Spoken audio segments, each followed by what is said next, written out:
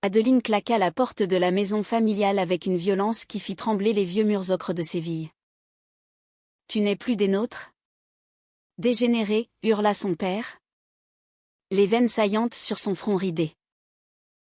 Les larmes coulaient sur ses joues. Mais elle ne se retourna pas, serrant dans sa poche le chèque froissé de 10 000 €, le prix de son exil. Adeline avait toujours su qu'elle était différente. Née dans une famille nombreuse de 10 enfants, où les traditions espagnoles se mêlaient à un héritage français lointain apporté par sa grand-mère maternelle, elle grandit sous le soleil ardent de l'Andalousie. Ses parents, immigrés de France dans les années 80, avaient ouvert un petit restaurant à Séville, servant des plats fusionnant paella et coq au vin. Mais derrière les rires et les fêtes familiales, régnait une rigidité catholique inflexible. Adeline, la plus jeune des triplés, partageait avec ses sœurs jumelles, Marie et Sophie, une enfance turbulente faite de jeux dans les ruelles pavées et de secrets chuchotés sous les oliviers. Dès l'adolescence, Adeline sentit un tiraillement intérieur. Tandis que ses sœurs flirtaient avec les garçons du quartier, elle se surprenait à observer les courbes gracieuses des filles à l'école. Ce fut à 16 ans qu'elle comprit, son cœur battait pour les femmes. Elle garda ce secret enfoui, terrifiée par la réaction de sa famille. Son père, un homme bourru aux mains calleuses de cuisinier, prônait les valeurs traditionnelles. Sa mère, une femme effacée mais pieuse, récitait des prières pour protéger ses enfants des tentations modernes. La révélation vint par accident. Un soir d'été, lors d'une fête de famille, Adeline embrassa en cachette une amie d'enfance dans le jardin. Sophie, l'une de ses triplés, les surprit. Au lieu de la protéger, Sophie, jalouse et conformiste, courut tout raconter aux parents. Ce fut le chaos. Cris, pleurs, accusations. « Comment oses-tu souiller notre nom ?» tonna le père. Adeline, âgée de 20 ans, fut chassée ce soir-là avec un chèque, une somme misérable pour apaiser la conscience familiale. Prends ça et disparaît. Ne reviens jamais. Seule dans les rues de Séville, Adeline erra jusqu'à l'aube. Elle prit un bus pour Madrid, où elle espérait recommencer. Là, elle trouva un emploi de serveuse dans un bar branché du quartier de Chuca, connu pour sa communauté LGBT. C'est là qu'elle rencontra Océane. Océane, une Française expatriée de 32 ans, aux cheveux noirs courts et aux yeux bleus perçants, travaillait comme graphiste freelance. Elle avait fui Paris pour échapper à une relation toxique, cherchant la chaleur espagnole pour guérir son cœur brisé. Leur rencontre fut électrique. Adeline, encore fragile, versa son âme à Océane lors d'une nuit pluvieuse. « Je n'ai plus de famille » murmura-t-elle. Océane, touchée par sa vulnérabilité, l'invita chez elle. Elles parlèrent jusqu'au lever du soleil, partageant des histoires de rejet et de résilience. Océane raconta son propre coming out chaotique en France, où sa famille bourgeoise l'avait renié pour son orientation. Mais on se relève, ma chérie. Ensemble, on est plus forte. Les semaines devinrent des mois. Adeline et Océane tombèrent amoureuses. Leur relation était un tourbillon de passion, promenades main dans la main le long du Retiro, dîners improvisés avec du vin Rioja, et nuits où leurs corps se fondaient dans une harmonie parfaite. Océane encouragea Adeline à poursuivre ses rêves. Adeline, douée pour les affaires, avait toujours voulu créer une entreprise. Ensemble, elles lancèrent une petite agence de design culinaire, fusionnant les talents graphiques d'Océane et l'expertise gastronomique d'Adeline héritée de sa famille. Mais le passé hantait Adeline. Elle recevait des nouvelles sporadiques de ses sœurs via des messages anonymes. Marie, la plus douce des triplées, regrettait en secret Sophie. Quant à elle, se délectait de son absence. Le père tombait malade. La mère priait pour son âme perdue. Adeline refoulait sa douleur, se concentrant sur son couple. Pourtant, des doutes surgissaient. Océane, parfois distante, cachait-elle quelque chose? Une ancienne amante de Paris ressurgissait dans des appels nocturnes. Adeline, jalouse, confronta Océane. Es-tu vraiment avec moi? Ou suis-je juste un pansement? Océane jura fidélité. Mais une graine de méfiance était plantée. Leur entreprise décolla. En 3 ans, elles passèrent d'un petit bureau à une société reconnue, exportant des concepts de restaurants vers la France et l'Espagne. Adeline, avec son flair, attira des investisseurs. Océane, créative, dessinait des logos qui captivaient. Leur amour grandissait, mais les ombres du passé persistaient. Un soir, Adeline reçut un appel, son père était hospitalisé. Sophie, au téléphone, cracha, ne viens pas. Tu n'es pas la bienvenue. Adeline pleura dans les bras d'Océane, qui murmura, un jour, ils regretteront. Les années filaient. 5 ans après l'exil, Adeline et Océane se marièrent en secret à Barcelone, sous un ciel étoilé. Leur union était un acte de rébellion et d'amour pur. Mais la trahison frappa. Océane, sous pression professionnelle, commit une erreur, elle signa un contrat avec un concurrent, utilisant des idées d'Adeline sans le dire. Quand Adeline découvrit, ce fut la tempête. Comment as-tu pu me trahir, hurla-t-elle. Océane, en larmes, avoua, j'avais peur de te perdre si on échouait. Elles se séparèrent temporairement. Adeline retournant à Madrid seule, le cœur brisé. La réconciliation vint après des mois de silence. Océane envoya des lettres poignantes, évoquant leur première nuit, leurs rêves partagés. Adeline, affaiblie par la solitude, pardonna. L'amour vrai survit aux tempêtes, dit-elle en la reprenant dans ses bras. Leur relation, forgée dans le feu, devint plus profonde.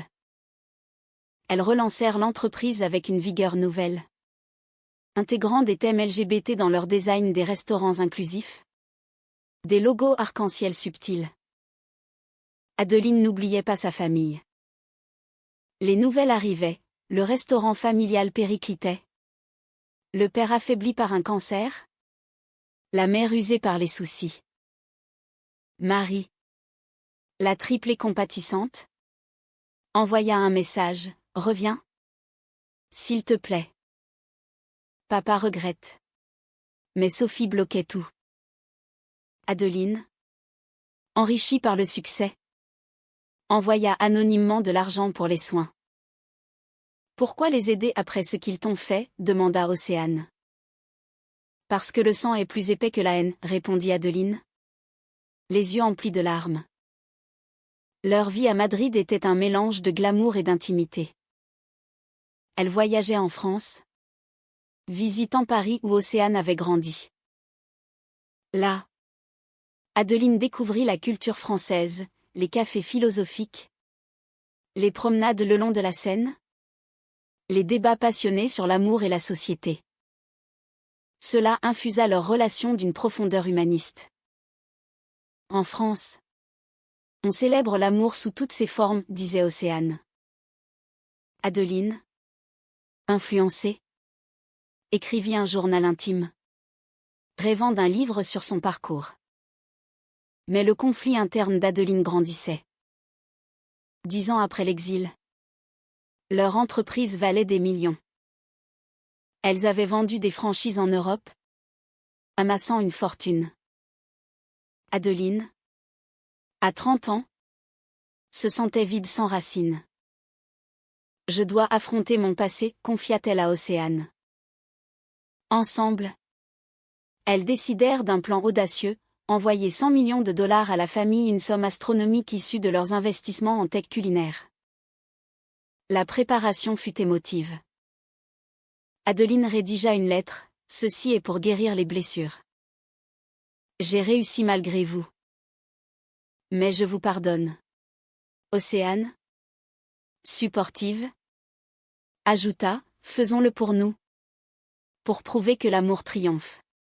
Elles envoyèrent le chèque par coursier. Anonyme au début. La réaction fut explosive. Le père, guéri mais faible, pleura en recevant la nouvelle. La mère pria pour le pardon. Marie jubila, Sophie, rongée par la jalousie, accusa, c'est du chantage. La famille se déchira.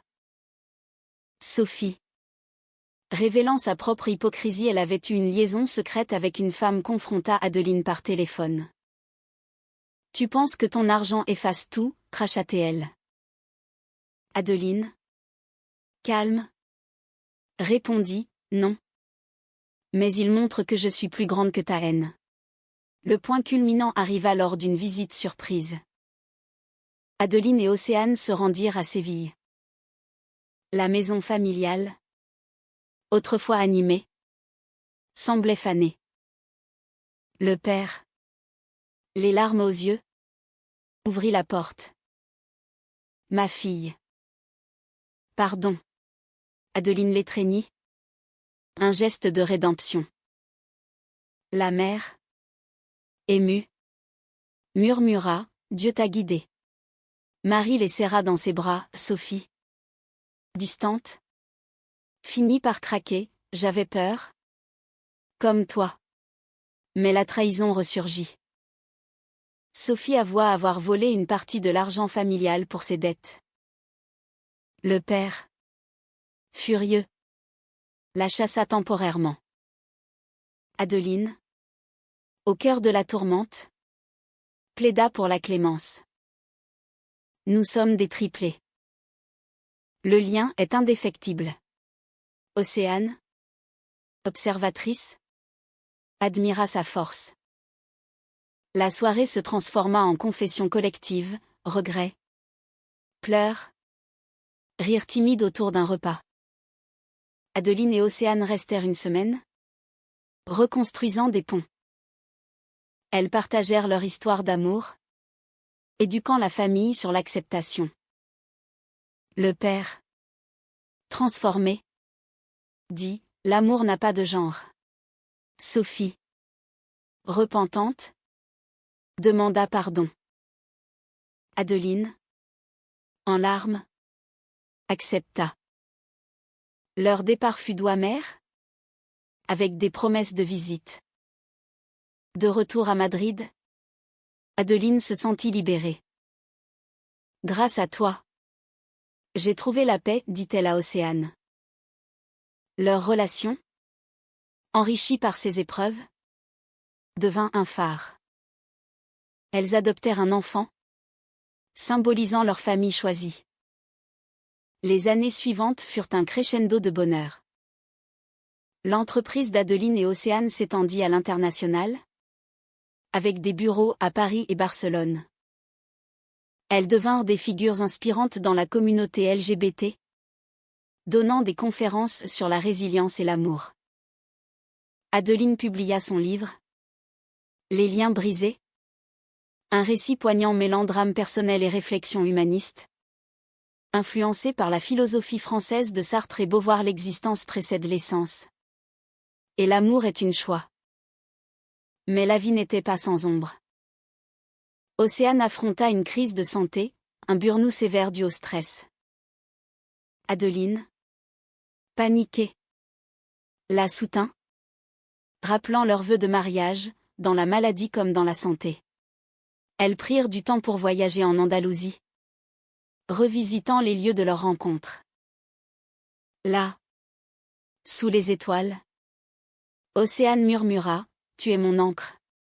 Leur intimité renaquit, plus sensuelle et profonde. La famille évolua.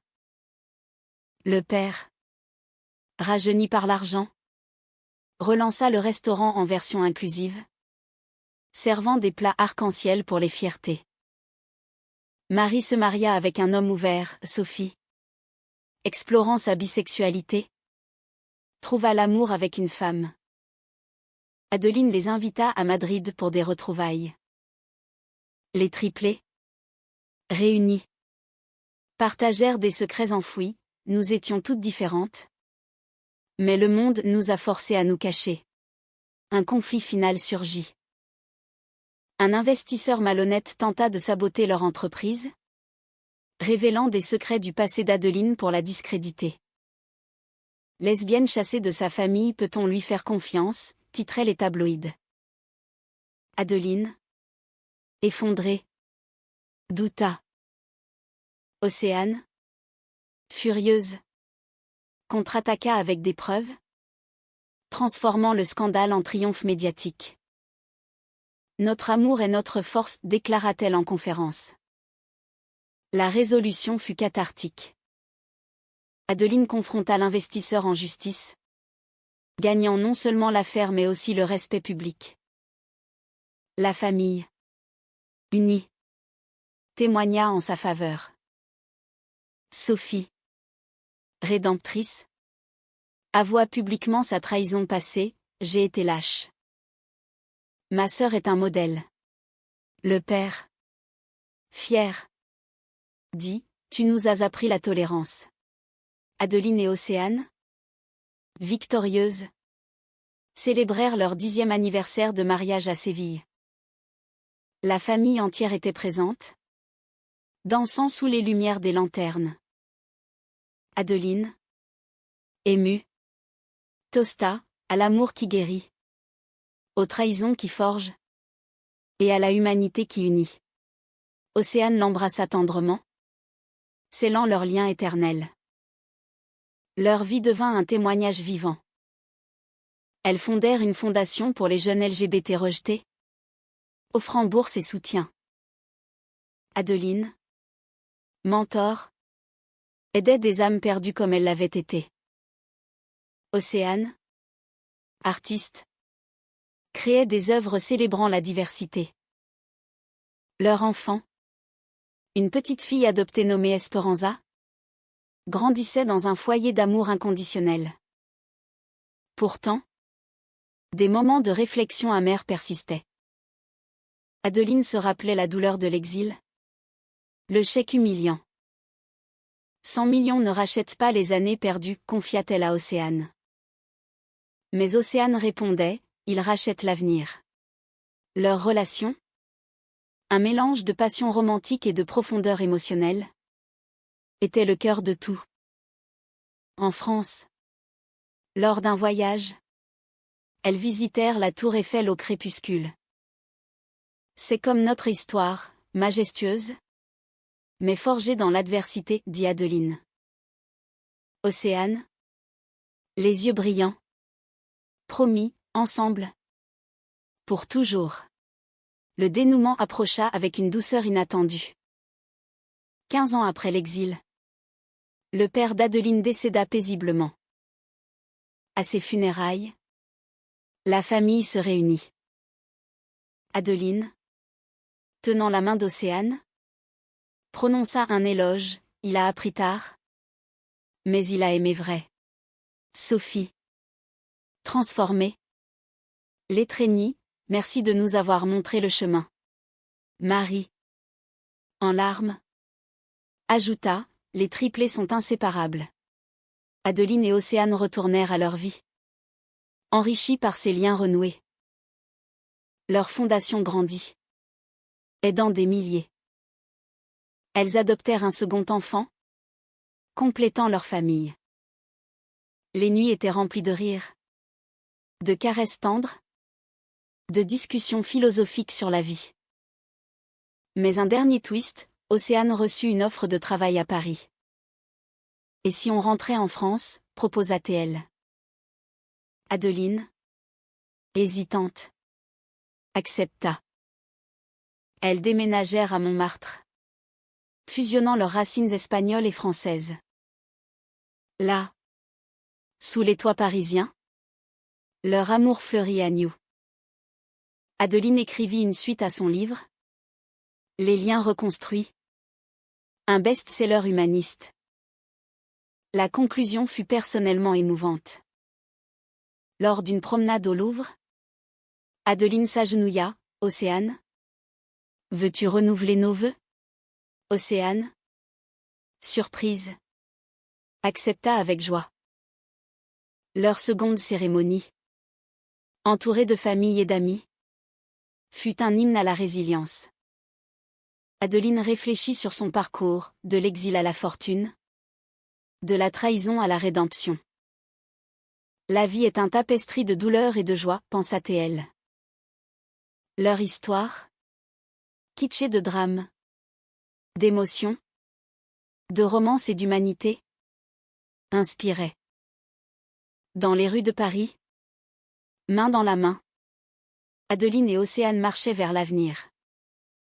Le soleil se couchait, peignant le ciel de rose, symbole de leur amour éternel. Et ainsi, les triplés déchirés trouvèrent la paix, dans un monde qui, lentement, apprenait à aimer sans condition.